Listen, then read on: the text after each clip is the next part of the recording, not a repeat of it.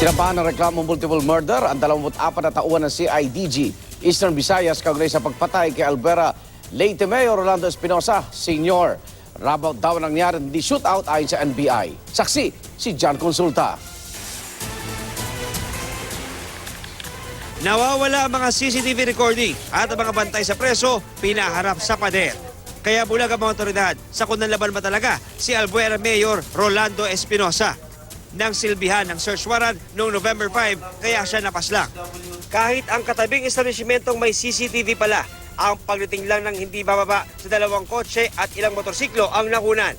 Gayunman, kinumpirma ng timestamp ng CCTV na pasado alas 3 ng madaling araw dumating ang grupo na ayon sa NBI ay mga tauhan ng CIDG Eastern Visayas.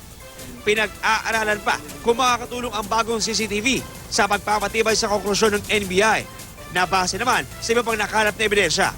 Pieces of evidence, both testimonial and the forensics evidence, magkatugma. Sa aming paniniwala, may conspiracy, may sabuatan dito. This is a premeditated killing, superiority of force, and defenseless, helpless yung victim dito. Kabilang sa mga pinagbasehan kung bakit nasabing rob out ang nangyari ay ang pahayag ng isang inmate.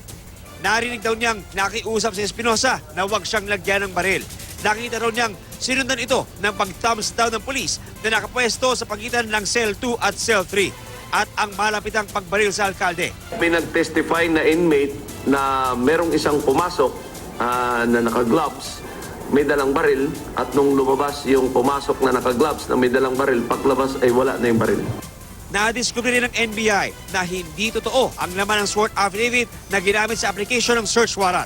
Sabi ng isang Paul Olendan, nakita niyang nagre-repack ng droga noong October 28 si Espinosa at ang napatay ring inmate na si Raul Yap.